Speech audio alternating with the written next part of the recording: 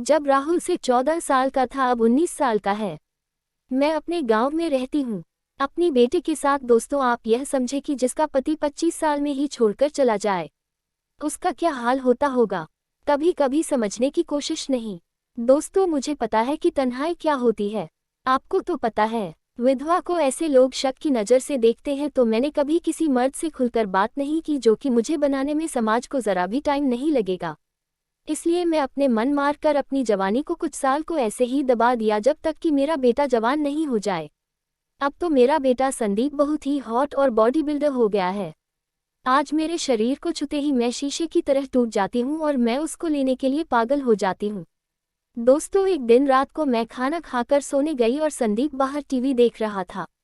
मैं उस दिन कुछ अलग ही मूड में थी, क्योंकि वासना की गर्मी को अब तक दबाकर रखा और मैं अपने बेड पर लेटकर दरवाजे को सटा दी और अपने को मसल रही थी और अपनी कुछ चला रही थी। मैं पूरे जोश में थी और अपनी आंखें बंद करके अब आपको चला रही थी, और तभी मुझे किसी के आने की आहट और मैं दंग रह गई। संदीप मेरे सामने खड़ा था और संदीप को मैंने कहा, तू ऐसे अंदर आ गया? तो संदीप बोला, मॉम मैं तो रोज रोज पर्दे के पीछे से खड़ा होकर देखता हूँ, आज अंदर आ गया तो क्या हुआ? मुझे बहुत गुस्सा आया। मैंने कहा है कि तेरी हिम्मत कि तू अपनी माँ को चुपके देखता है, तुझे शर्म नहीं आती है? मैं वहीं पड़े बेडशीट से अपने तन को ढक लिया कि संदीप बोला, ना मुझे पता है कि आप ऐसा क्यों करती हो। अगर पापा होते तो आप ऐसा नहीं करते। मुझे पता है कि एक विधवा का क्या हाल होता होगा। मैं पढ़ा लिखा इंसान हूँ, मैं आपका दर्द को समझ सकता हूँ। मैंने कहा, तुम चले जाओ, मेरे कमरे से मुझे अकेला छोड़ दो, और वह चला गया। सुबह जब मैं सोकर उठी और बाहर गई तो वह कमरे के बाहर खड़ा ही मिला और मुझ में लिपट गया।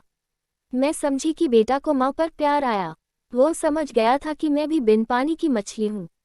उसके हाथ मेरी पीठ पर ऐसी थी कि जैसे कि मेरे जिस्म को टटोल रहा था और मेरे को अपने सीने से चिपका कर मजा ले रहा था, क्योंकि उसका उसकी पैंट में तंबू बना रहा था। मैं समझ गई थी कि को भी आग लग चुकी है। वासना का ऐसा लग रहा था। वह रात भर गया है पर उसका हाल कुछ ठीक नहीं था।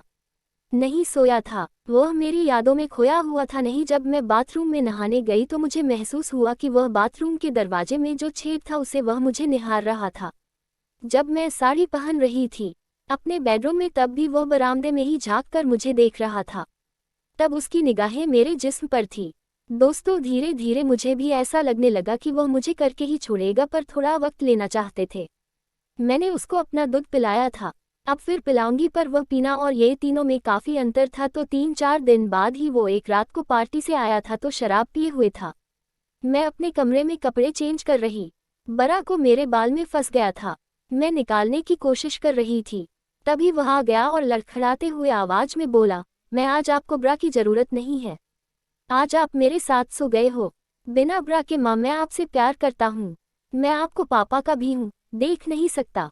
मैं चाहता हूँ कि आप खुश रहो, मैं आपको हर खुशी देना चाहता हूँ, चाहे वह शारीरिक तो क्यों ना हो। मान गई। फिर हम दोनों हम बिस्तर हुए। कुछ देर बाद संदीप ही झड़ चुका था, मैं भी झड़ गई थी। थोड़ी देर बाद संदीप बंजर खेत में जुताई करने। दोस्तों उस दिन संदीप मुझे रात भर किया।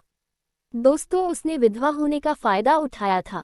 उस दिन के बाद तो दोस्तों में संदीप मेरा हो गया है। अब तो हम दोनों माँ बेटे से नहीं बल्कि पति पत्नी की तरह से रह रहे थे।